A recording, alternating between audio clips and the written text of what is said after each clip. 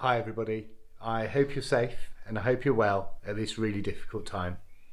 It's really frustrating, I know, to not really even be able to get out of the house, yet alone for us to get out on the road with our cars, and yet alone the track for a track day, and really we should have been racing by now.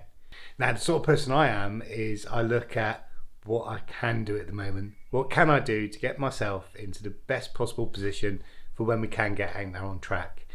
And in real reality, we could still have a full 2020 season, could well be agreed. And if it is, then we're going to be back out on track at fairly short notice with much less practice than we may have had.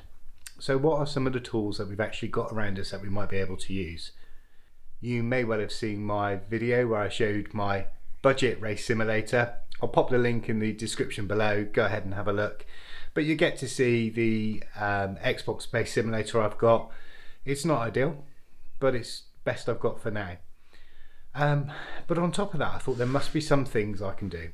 Now I only got to attend 2 track days before lockdown, Brands Hatch Indy and a day at Donington.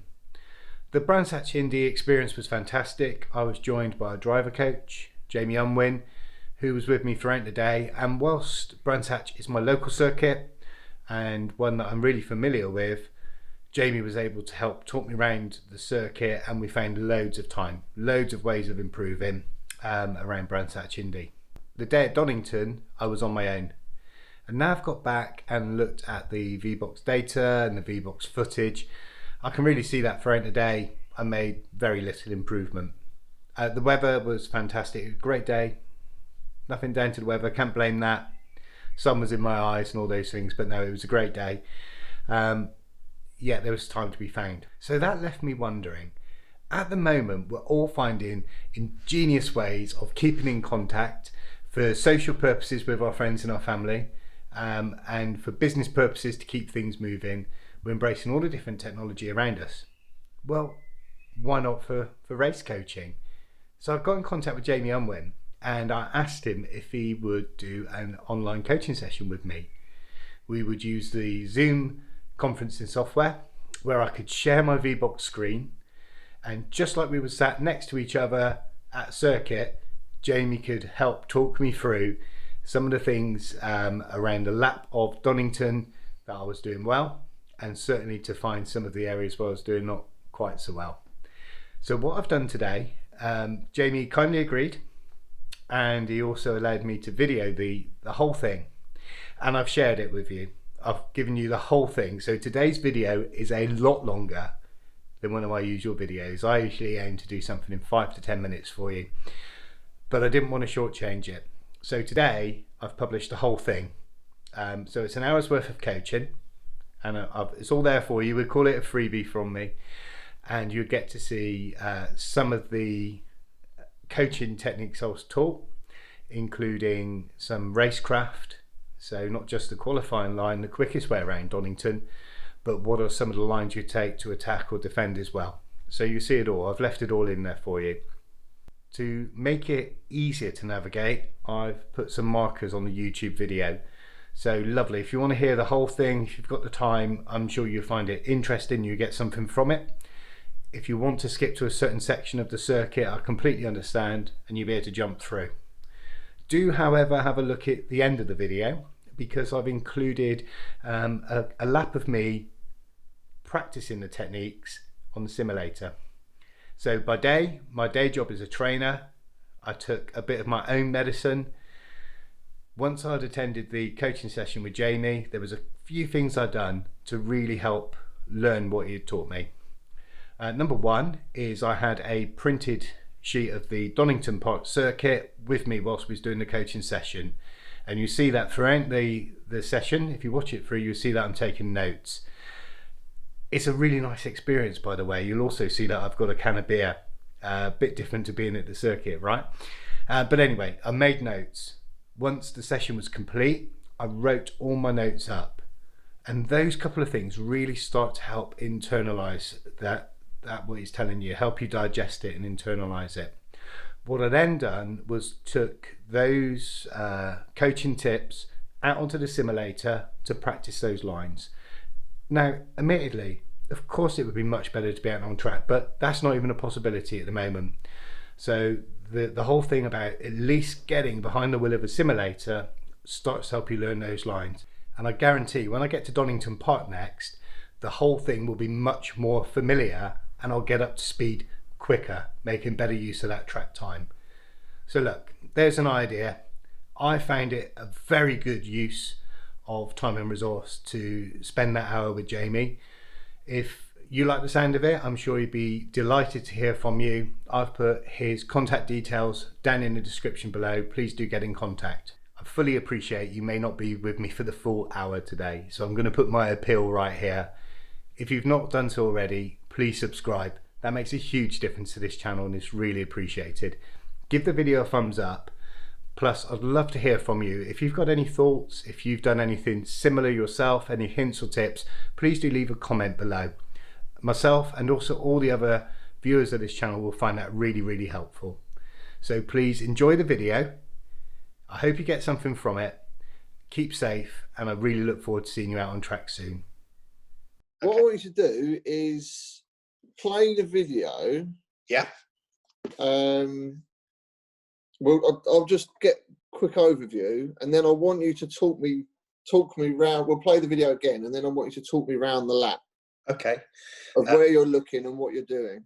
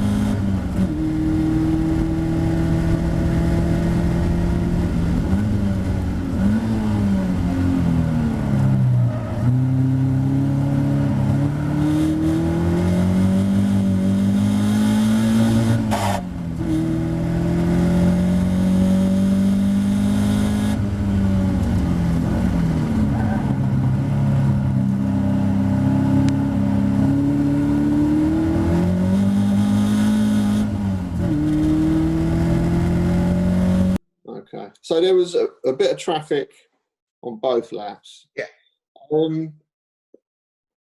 So if we can just have your fastest lap up. Mm-hmm. Don't worry about sound.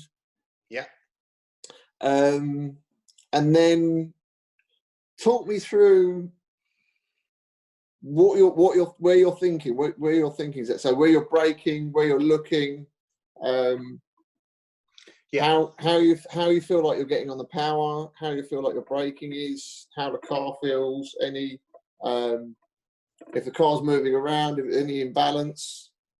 Okay, so down the pitch straight, it's at the end of the green markings here. Yeah. That was the pick out point for braking. Okay. And then he's did you pick that out? Did you pick that out because that's where it felt comfortable, or where you were told, or?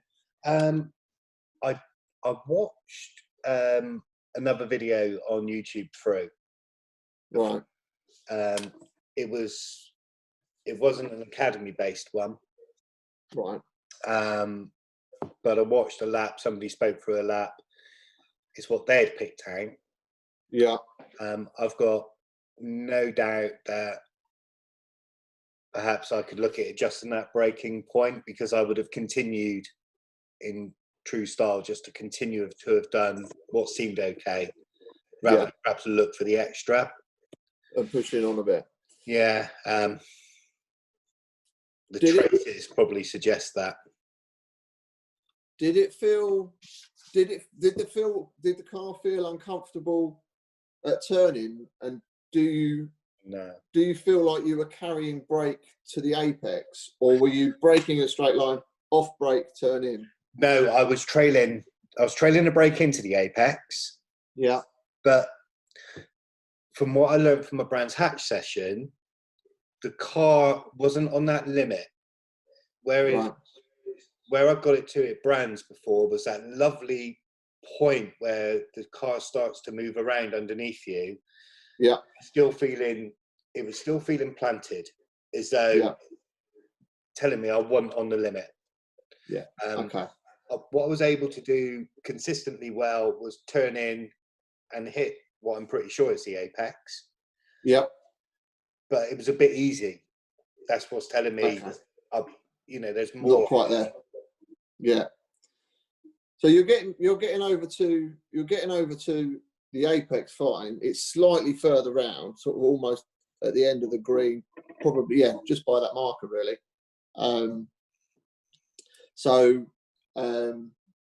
If you're using the end of the pit lane, the green paint on the left as your braking point, I would suggest pushing that braking point on a little bit further. Yeah. Maybe turning in a little earlier. So if you forward the video slightly, at the end of the pit lane where it meets the grass, that point there. Yeah. I would start to load the car up. Just start to get a little bit of lock on, so the car just settles down. As you know, the Academy cars, they move around, they're really, really soft. Yeah. So just a little bit of lock just to load the left-hand suspension. And as you're turning in, the car will just slightly load in. And I still want you on the brakes. I still want you trailing in. What you were doing was right, but the car should just feel a little more planted as you're trailing off the brake.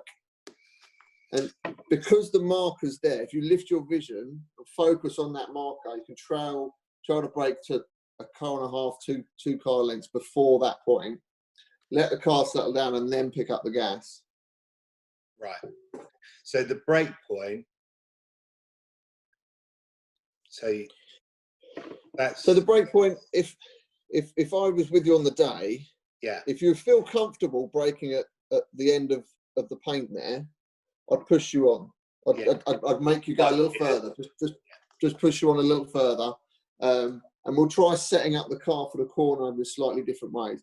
So if you just played a video at full speed now, you see that point there where the grass and the end of the pit lane meet, just there. Where that line, the broken line meets the solid line on the left. Can you see my mouse pointer? Yes, yeah, that's it. At that point there, I'd want you to start getting some lock on. Right. Yeah, you should already have your vision lifted. So there's another car from what I can see just around the corner. That's it. And there's that bollard, that marker. So I kind of want you focusing on that point and aiming to finish your trail braking about 2 car lengths before that point. Yes. Right. Yeah. Does that make sense? It does. And now, even when I watch this back right now, even though I thought I was being smooth on the turn in, maybe it was abrupt. Like you say, if I'd have started to have loaded the car a little earlier, should we just watch it and that's it. Yeah. Press play. Yeah.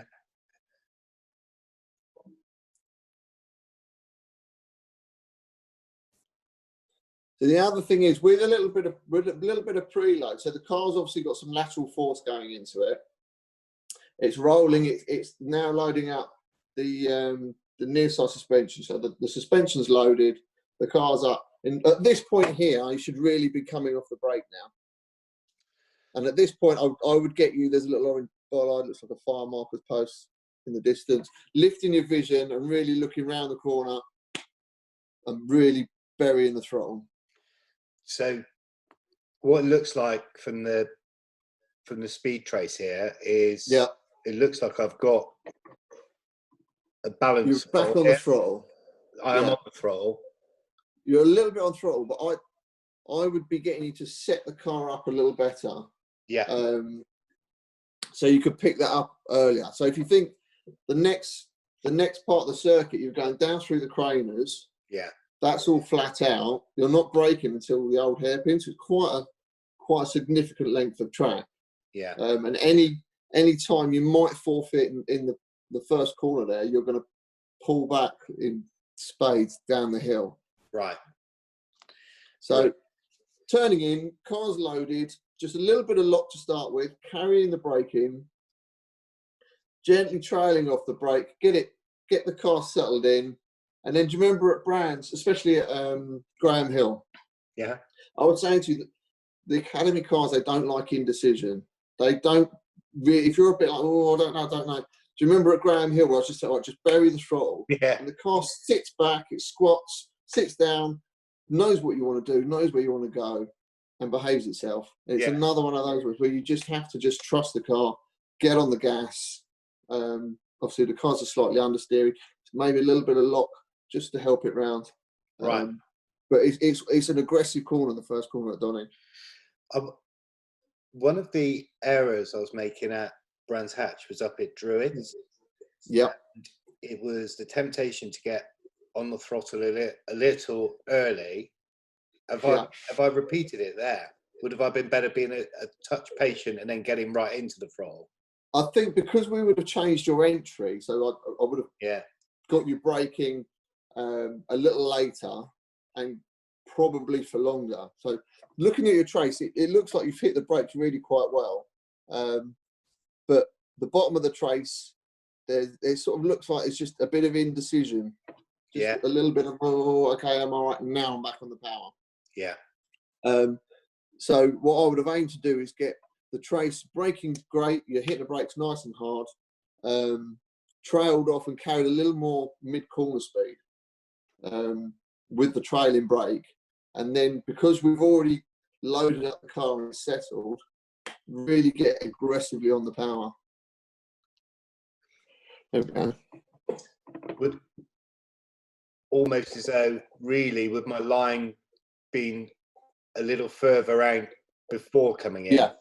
Got it. The later you turn in, the later your apex will be. Yeah. If you think it's one constant radius, so if you're turning in later, it just pushes you further around. If you turn in earlier, you'll hit an earlier apex. So this shape here is really quite lovely and symmetrical. It is what I need. I need it to be squashed. Well, yeah, if we can get a little more lock on, get a slightly later apex, the car's straighter sooner, so meaning you can get on the power earlier. Right. If you almost imagine, that's it. Almost where the yellow line meets the edge of the track there. Yeah. A slightly later turn in up there, and then what that'll do is pull your apex slightly further round. What, maybe there? And you can see. That's it. Yeah. So where straight out and straight out. So where your green line is starting to move away from the edge of the track. If it's a car length slightly further round, you're going to be straighter sooner. If you've carried that speed in from from trail braking through, if you've carried the speed in, the car's nice and settled. You've come off the brake and you're hard on the power, so the car's going to be more settled. You're further around the track. You're in a straighter line. Fantastic. And that's carried all the way down through Hollywood and Craners. Exactly. Right. So into Hollywood. Yeah. Shall I play? Yep. Is that? I'm just going to put the volume on to see if that's a change of gear or if I'm coming out of the throttle. Yeah. Yeah. I'm sure I stayed in on the throttle. Honest. That was a gear change. It was a gear change. It was a gear change. I'll let you have that one. No. There is a big lift I'm looking at the moment, though. Pardon? I am looking at a big lift. So this is the thing. From talking to other drivers on the day, Yep. I know that if I committed into Craner curbs, it's flat. Yep. I want flat. It was flat. Again, it's if you come back in the video slightly, it's all down to how you set the car up through Hollywood. So it's a double apex, isn't it? Yeah. And what you'll tend to find, and I notice you did, if you rewind the video slightly, if you keep going a little further. Okay, let's come out here. So, okay, you're on the left. If you press play, bring the car over. Right, stop the car there. It's not imperative that you hit this apex. No. You don't really need to be over that far. You can be half a car's width slightly further over, because what you'll find that'll do is it will set you up nicer for the second part. So what a lot of people do is, okay, it's a double apex corner, there's two curbs, I want to join the two curbs together. But what you're doing is you're forcing the car back over to the right. So you've hit the first curb, the car wants to go to the left, you're trying to bring it back to meet the second one. And then all of a sudden, as soon as you get to the second one, you're trying to put some left lock on to make flat through Craner. Right. Does that make sense? So you can forfeit a little bit on this first one. So if you come over to the left slightly further, half a car's width, that's it, somewhere there. You'll find you'll pick up a nicer line into the second part of the corner. Right. You'll also be a little straighter because the car's not trying to push itself over to the left. Okay. If you're coming in a little straighter, the car's going to be more settled, the suspension's more evenly loaded, therefore making the left through Craners it's going to be easier to be flat. Okay. Because at the moment, as you go through the second part of the apex, it's almost instantly into the left, and the car's just sort of trying to move around a bit. Yeah. Okay, so if you press play, coming over to the left, and then the track obviously dips away and you're into the left-hander. So you really want to get the car settled by this point, and almost, it's going to have a little bit of lock because it's naturally curved, but the car should be settling down round about now. All right.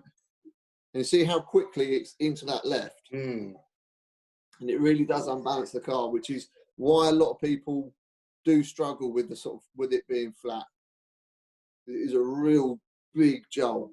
But if you can get the car straighter on the second part of the apex, then it's less of a weight transfer for the car to deal with. Okay. So concentrate on getting the car by the end of the curb, sort of where the tarmac changes, getting the car settled, get it straight, and then turning in again.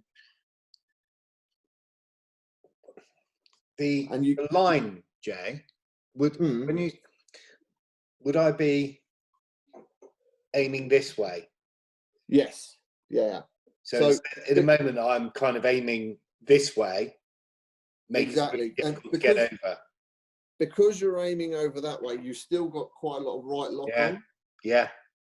And then all of a sudden, you're going to have to put the left lock on, which really unbalances the car. Got it. Where I was saying at the first part of Hollywood, the first right-hander, if you compromise your line a little bit, and again, it goes back to what I was saying for the first corner, if you compromise your line slightly, you're going to pick up a later apex through the second part of this curb we're at now. Right. And therefore, if you're picking up a later apex, you can have the car straighter. You'd be better to sort of be bringing the car, almost using that tarmac change as your apex, where the apex should be. Right. It's quite late, but it does, especially with the Academy cars, it does help you just get the car settled before the flat through the Craner. And I knew it should be, because of talking to others. But the way I was feeling it, I didn't have the balls to no, that's fine. So there's a fair old chunk of time there, I would have thought, in there. Yeah. So if we add that with the first corner, you'd be flat all the way through here. You'd be pulling time the whole way down. Yeah. And again, what a lot of people, if you rewind the video, you get a lot of people that, if we just go to the apex at Craners here, a lot of people, because old hairpin comes up on you quite quickly, so you being a right-hander, really fight the car to get the car back over to the left-hand side. All right? The Craners are, if you ever seen the Senna video, the Craners are really quite sweeping. Try not to hang on to the curb too much, or even bring the car over. If you're not going to hit the apex, it's absolutely fine. Just make sure that the car comes back as smooth as possible back to the left-hand side. If you're going to miss the apex on the inside of the Craners, absolutely fine, but make sure that your entry into the old hairpin is nice and smooth. As I say, a lot of people more lock, trying to get back over to the left. Right. Just try and smooth it out. So did I get that line somewhere near? The line looks good there, but yeah, I would almost argue. Obviously, I'm not in the car with you, but I would almost argue that you're still a little over to the left a bit. You can let it run a little more. All the time you've got steering angle on, you're scrubbing speed off. Right. So which bit coming out of Craner? Yeah. So if you're bringing the car over to the left, that's fine. You're not. I'll just see your wheel there. You're not on the apex, which is fine. But just concentrate on trying not to scrub too much speed through there with lock. Yeah. A lot of people get it in their mind that they have to be back over to the left to make it to open old hairpin up. Right. Oh, okay. So it wouldn't have been too bad if I'd have been further over to the right. No, it doesn't matter. If you're another half a car's width over, you've got quite a lot of time to bring the car back over to the left. Oh, I see. Yeah. Okay, I'm with you, Jay. And now old hairpin coming up is a really important corner. Right. Especially in the academy car. So if we can prepare the car in the best possible way for the old hairpin, you're going to reap the rewards massively. Purely because obviously you're in quite a low powered car. Yeah. And it starts to go uphill. It's quite a long climb. So your exit from old hairpin, your entry and exit, are really, really important. You really need to be aggressive through there. So if we can get the car on the entry nice and balanced, we haven't still tried to get lock on. It's almost through the Hollywood kind of scenario where you're trying to bring the car back to the left, and okay, now we're into the old hairpin where it's moving around. Just compromise a little bit of track, even if you're not right over on the white line into the old hairpin. As long as the car's settled and you get on the power nice and early, you'll reap the rewards going up the hill. So looking at your trace, looks like you've braked quite hard. So if you just press play. Play it? Yep. So you're on the brakes already from his point, aren't you? Yeah. No. Okay, you're off and you're back on the power quite early. So that's good. Did the car feel unbalanced through there? No. No? No. It, again, to the point, I would say that there's more to give. Yeah. Do you feel like you'd be more aggressive through there? Yeah, I do. Yeah. Yeah. Because you are, I'll be honest with you, if you look at the trough of your speed, you stop the car there, the trough of your speed exactly there isn't far off of your slowest speed at the first corner. It's not a million miles away. So that's 61. If you can you go back to the first corner at the trough? 56. So it's not huge amounts of speed. And the old hairpin's a much quicker corner. Right. That would tell me that you can carry a lot more speed in. Yeah. And did you say it's an early apex? It's mid corner. It's kind of a traditional corner. You can absolutely annihilate the curb on the inside. They're flat. Sorry? They're very, very flat curbs. They are indeed. And if you ever see the touring car boys, they're crawling all over them. The academy car should be up there. There's the curb, and then there's some AstroTurf. You've got quite a lot of AstroTurf between that and the grass. So you can really go up and use it. There's a little bollard on the inside. So you can get right up close to it. But at this point here, the car should be settled. And you should be really quite hard on the gas. I can see from your trace that you are on the power. There's a little hesitation. If you just forward the... Just there, yeah.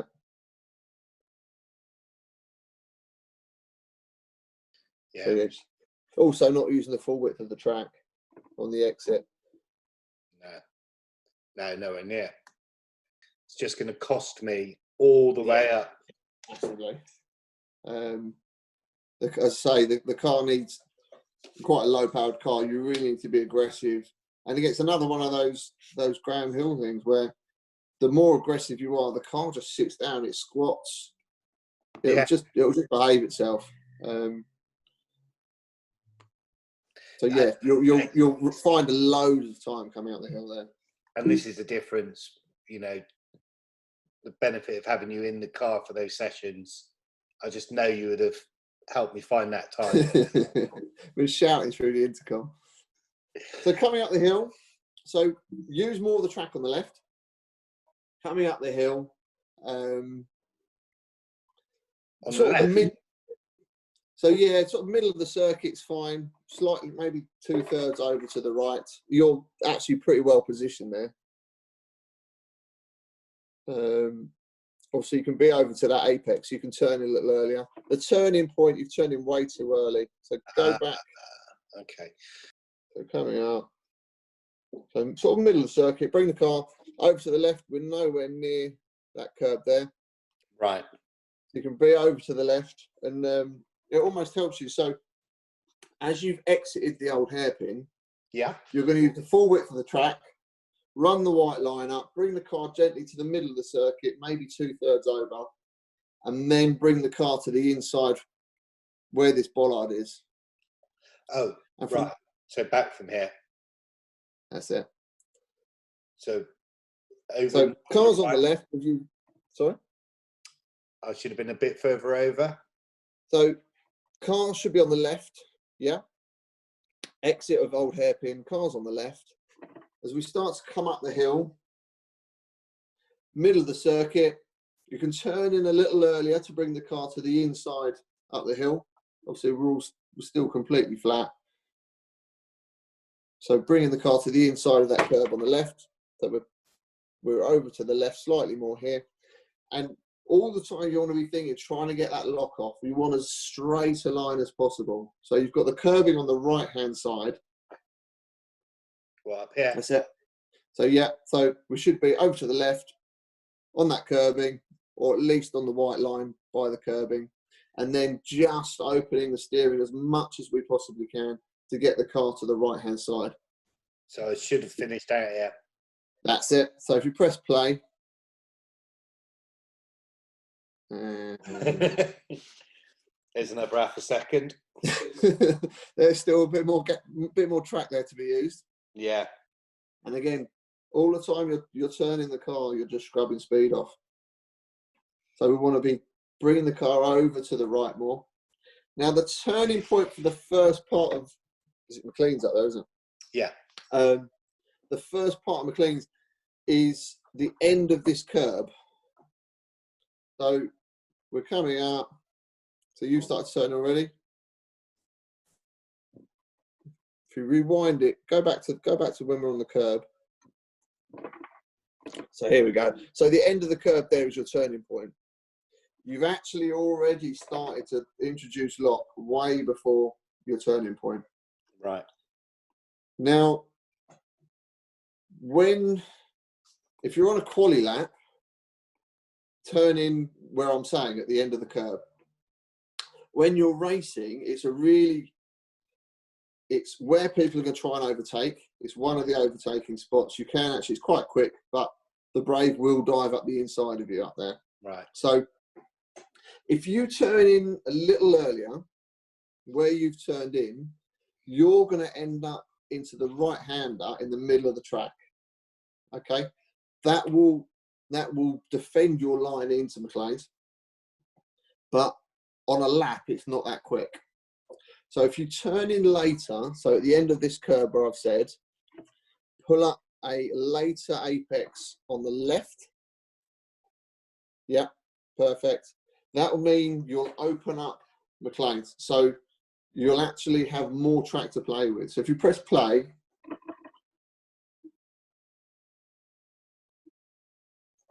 you would have pulled up a later apex, so the car would have been straighter sooner. If you can go back a frame or two, that's it. So if you look at two car lengths in front of you, sort of the third red one, there. The car should be coming over to the left about that point, getting the car straight, settled, braking, then turning in.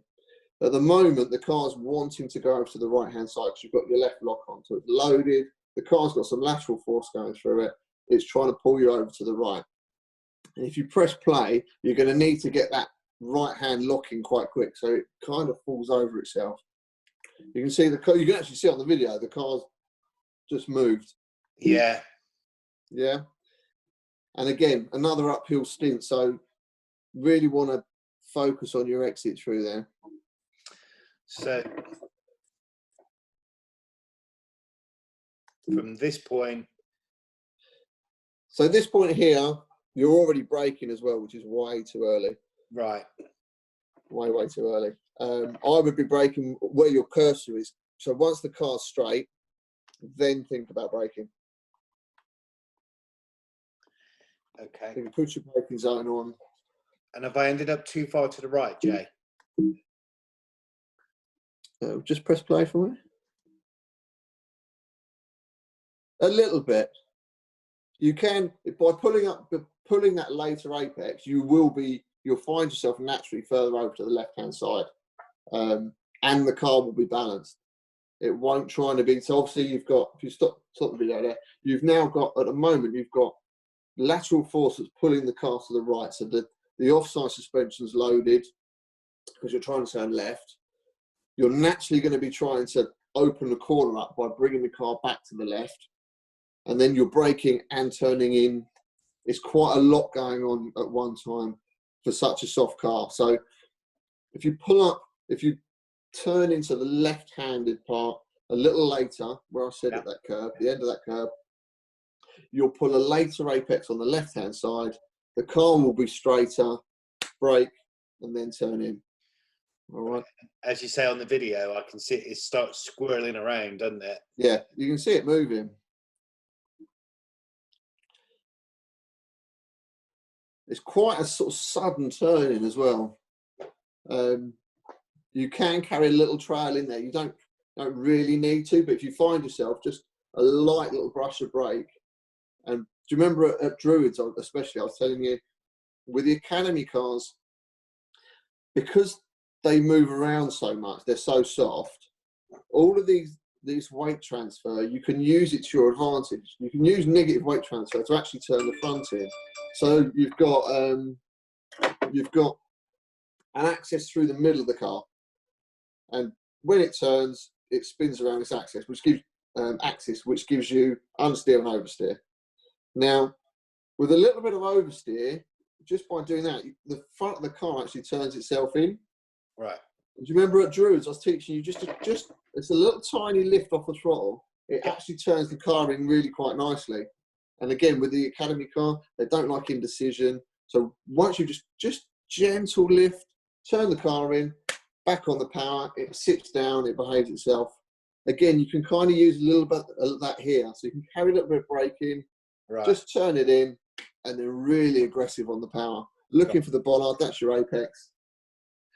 Have I got this one set up completely wrong? Because looking back at it now, I'm back on the power here. Have I braked far too early and on the power? Far too early. Really, really early. I think looking at your track, you've realised you've actually come in and gone, oh, actually, and it was when we first met at Brands. Your apex speed is the maximum speed that your car physically should be able to go through a corner.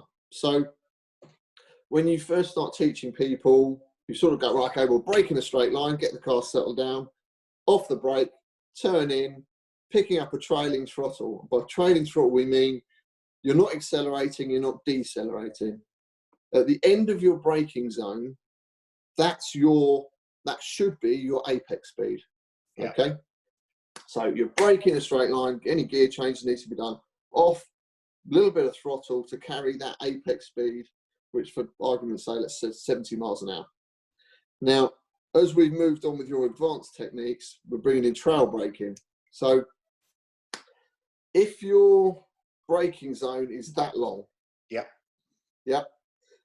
if we do it in a straight line, so you're braking, off the brake just before the end of your braking zone, car settles down, turn in. If you can move that forward, so you do the same amount of braking, the car's still going the same speed, but you're carrying it round the corner, it means you're braking later and you're just reaching your apex speed at the same time, still 70 miles an hour, but it's moved right on, okay?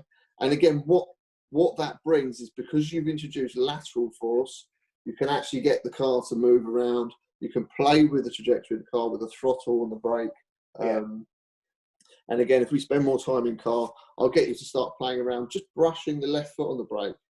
Just little dabs, especially in the 7, that's fantastic. You can just play with the brake pedal slightly and it moves the car around. And you can really play with exactly where you want to put the front tyre. Wow. All right. So again, coming up through Mcleans, then just get the car settled up and bury the throttle. But from your trace, you've braked so early. You're back on the power already. Early because of that, aren't I? And we're not even at the apex yet. No. There's another second. We're racking them up. Exit looks fine. Just be a little bit aware, a little bit of insider knowledge that the runway is the other side of that fence. If it's ever wet, where the planes take off, the kerosene from the engines, because they're so low, lays up there. So if it's ever wet, it's phenomenally slippery up there. What, that? You'll see, like, this whole top straight, or that? Yeah, just this corner here. Yeah. You can just see like a rainbow effect in the wet. It's so slippery. So just be a little bit aware if it's ever wet up there. Thank you. So this next one, I ended up just kind of finding my way through it. It seems like it's a blind entry, a blind apex is what it seemed like. I recall I didn't get myself any very good references. No. Is it a double apex? I've made it. Now there are several people do it several different ways. I don't like the double apex, if I'm honest. I feel in an aero car it's easier, slicks and wings and everything, it's easier. I still don't really like it. Now I've sat next to many Caterhams at Donny, and I have spent a long time trying to find a reference point to say this is the point you turn in at. And I still can't really pick one out that you can see. There's the barrier on the right hand side, and there was a post there or a marker there or something that I was using. Yeah. But for you to pick that out, you've really got to have your peripherals on point to pick it out to turn in. Okay. It's one of those corners, I've always done it by feel. It's almost a depth perception thing. Okay, I know, kind of know where I am. I'm getting towards the crest of the hill. This is my turning point. Again, it leads to a long straight, so it's an important corner. And I'll always maintain that people hit the inside curb and then try and get the car back over to the right to meet the second part. I personally don't like it as a line. I've always tried to get to the apex, the first part of the apex, get on the power as early and as hard as I can, and almost just follow that white line right around the outside. Right. Just take the speed down the straight. Yeah, for me, it's removing lock.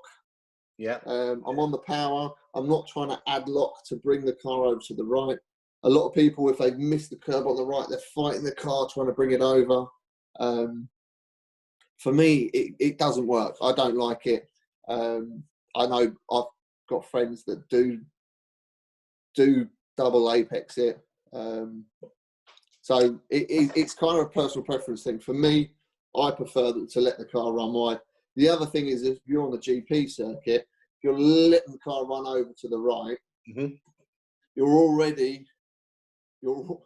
let the car run over to the left. You're already on the left-hand side. So if you are racing, you're already on the left. You're already kind of defending, if that makes sense, before the little chicane, before to the Melbourne Loop. So you're already up there. So you haven't got to try and come across the track to defend or anything. As I say, it's one of those things that if we were on track, I'd make you do it both ways, and we'd look at the data and try and work out what's best. So it's not a surprise that I didn't find that natural point then. I ended up getting into a rhythm with this corner. Yeah. But again, I'm sure there'll certainly be time to be found there. Yeah. Just before. Yeah. Sorry to cut across you. Just before where the line is now on the trace, there's a little dip. Is that gear change? Oh, yeah.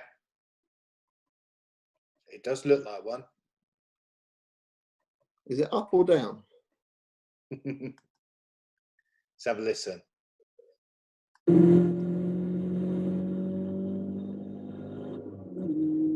I've gone up.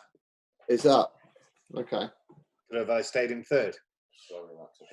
I'd probably let it scream, yeah.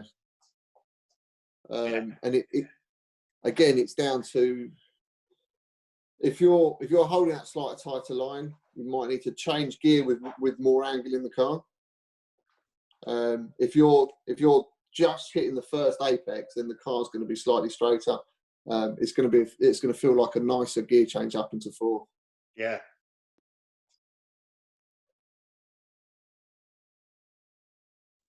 See, for me, you've turned in a little late there, which is allowing you to pick up the second apex. So if you rewind just to the point, it looks like you're turning in at the end of the curb on the left. Back of frame. Yeah. For me, that's a little late. Okay.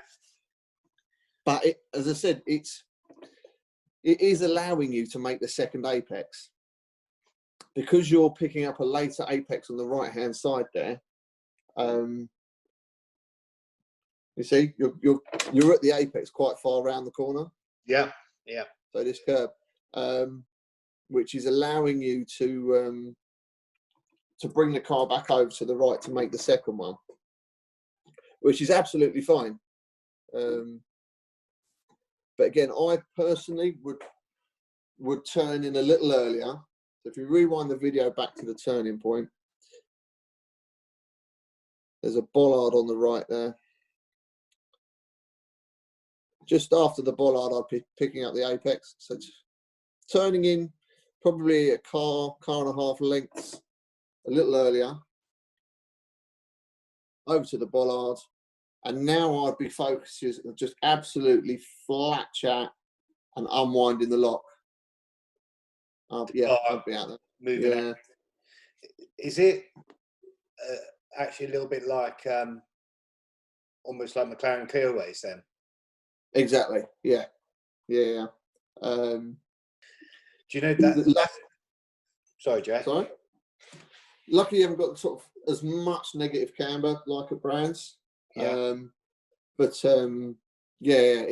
one of those things where. Do you remember going through there? And I'm almost saying to you, you're almost going to have like straight wheels, and because you're so hard on the power, the car's just gently turning itself in. Yeah. The same kind of thing. That's something I've got to practice. I found that was towards the end of the day, I was getting it, but I was finding it really difficult to unwind that steering and get in the power. I don't know if it's the fear of running out of road over here that's getting me, or it's probably not lifting your vision up far enough as well. Right. Look further down the road. Get your vision lifted. Really look right round it as far as you can. Yeah. And it's that muscle memory, it's that muscle reflex where it's like throwing a tennis ball. If you're staring at the thing you want to throw it at, 9 times out of 10 you'll hit it or get close. And it's the same thing. If you're really looking around the corner, you'll naturally take the car over there. And again, if it's going to run wide, just gently come out the throttle. The car will want to oversteer on you. It will turn itself in back on the power. Okay. But you've got to get used to just getting that car. It's going to move around, and sort of it's motorsport. All motorsport really is feeling uncomfortable. It's doesn't matter what level you get to, whether you're in academy car, British F3, GT, whatever it is. Sometimes you're just like, this just feels uncomfortable because I'm so close to the edge and the knife edge really is that small that, it does feel kind of uncomfortable. And you have to force yourself to get used to it. Yeah. Mm. No, absolutely. And that was where the time was at Brands. Yeah. And by the end of the sessions at Brands, the car was moving around and I'm just screaming flat, flat, flat, flat, flat. And you've just got the car buried, it's sat down, and we found loads of time, didn't we? Did, and I got really comfortable with the car being at that point as well. Yeah. Absolutely. It does help with me in the car with you just screaming because I can feel what the car's doing. I'm not driving, but I'm instructing through the seat of my pants as well. Yeah. And with someone just going, no, trust me, it'll stick. It is kind of taking you beyond that threshold where you sort of, it's that between comfortable and uncomfortable place, isn't it? Well, and my lap time tells me I'm nowhere near that limit again. Now, this next one, the chicane, I was taken in third. So you're at fourth. You're braking, down change. Yeah. Do you want to have a listen? Yeah, go on.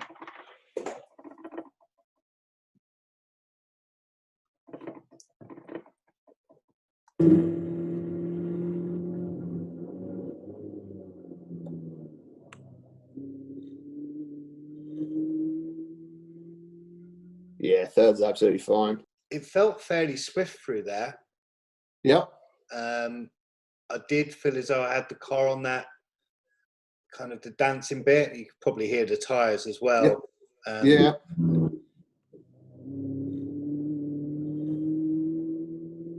I guess there's more track to find on the way out.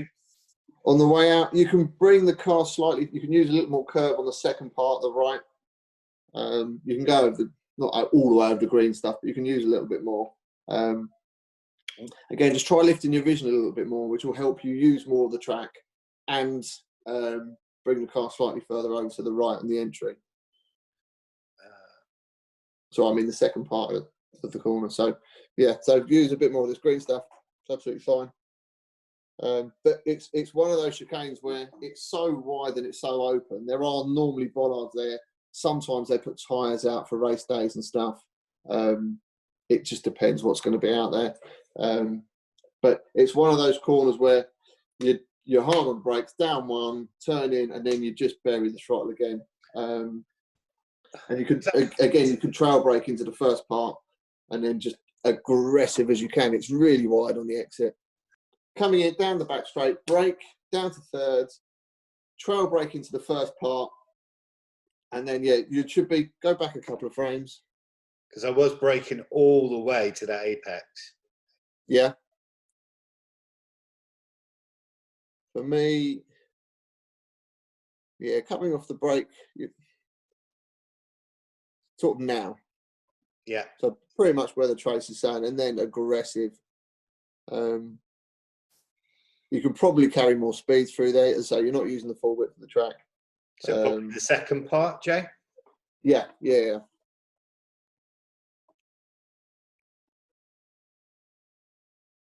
So again, yeah, you can almost see it on the video as well. The car wants to go left, so don't fight it. Okay.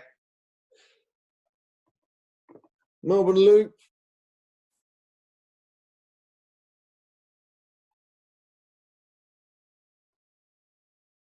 Okay. Why are we in the middle of the track?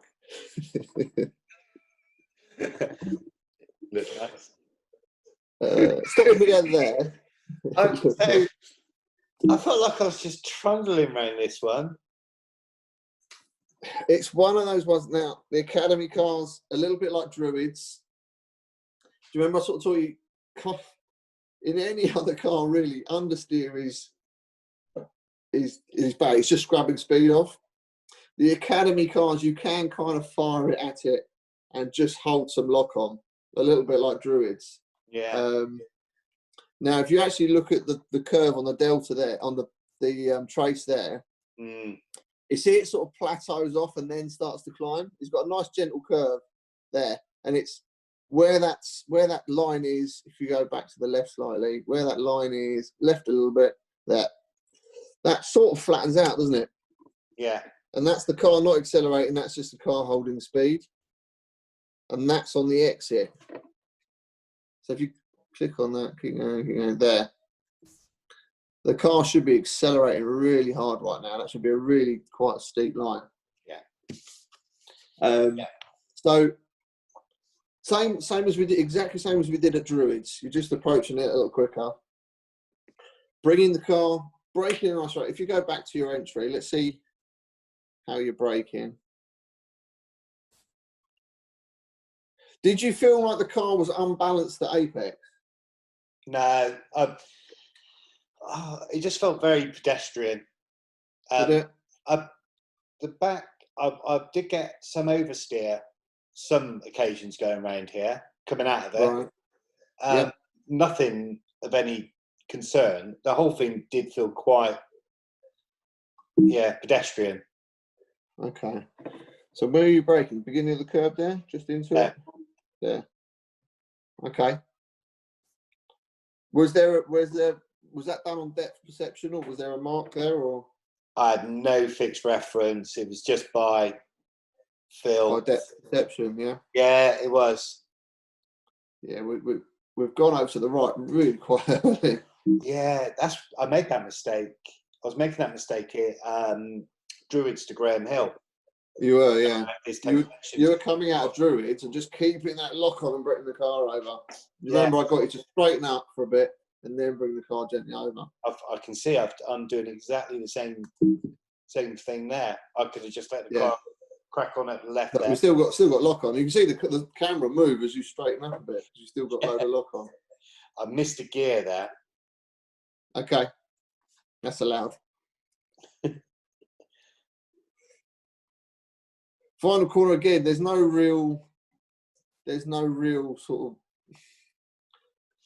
No. There's no real reference points for the turn-in. No. And again, it's another one of those ones where you can really muck yourself up and get people in the race. People, if you race in there, will fire up the inside and all the rest of it and outbrake themselves. So in a race situation, if you've got someone behind you, you will do because you'll be winning. Keep an eye on your mirrors because people will want to lunge there. Right. Be prepared to just open the steering, let them go wide, and then turn in again. There was quite a few ended up in the run up here. Yeah, it always happens. And it did feel really quite a slow, long corner as well. Felt like I was on a balanced throttle for a long time. Yeah, again, it's one of those corners where, for me, there's a few lines through there. You can turn in later, pick up a later apex, get the car straighter.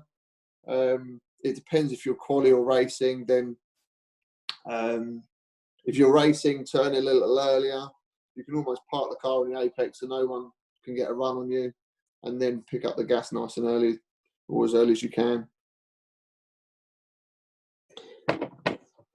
But for me, the line looks fine through there. So if you just go back, yeah, you're on a nice steady throttle. We are driving through. Again, you could probably be slightly more aggressive through there. It is a real properly trailing throttle, that, mate. So maybe just be a little more aggressive. But again, without being in the car, I can't really tell that. Coming out of here, I had the car moving around on exit quite a lot, frequently. Yeah. Don't know if you can see it on, no, not too bad on that one. But yeah, I was finding the car was kind of moving around quite a lot on the exit. Yeah. The other thing I've noticed is on exit, you'll bring the car over to the left really quickly. So don't be afraid to run this curb on the right for longer. So look, you're already got the left lock on, like you're heading towards the pit lane.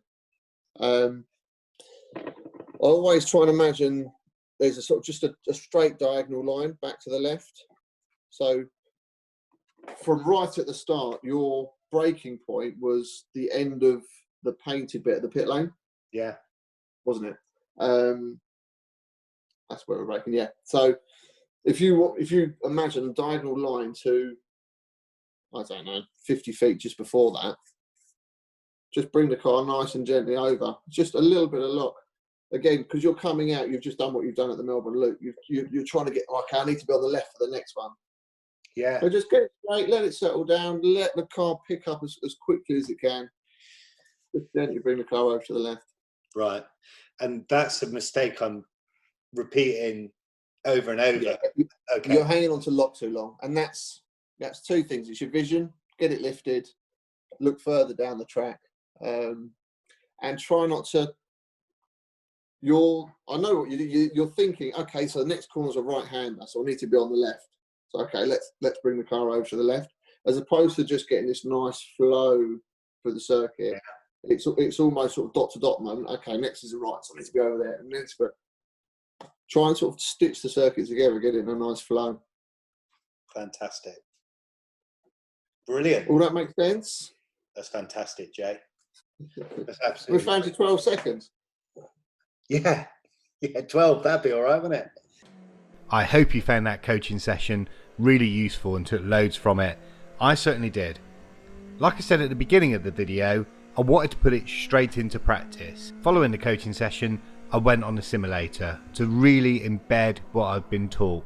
This really helped me to internalise what I've been taught and to really visualise those lines. It's going to help no end when I actually get to Donington Park next. Over a session of 15 to 20 laps, I was able to reduce my lap time significantly. And as you can see from this lap, when it all starts to come together, the lap time tumbles.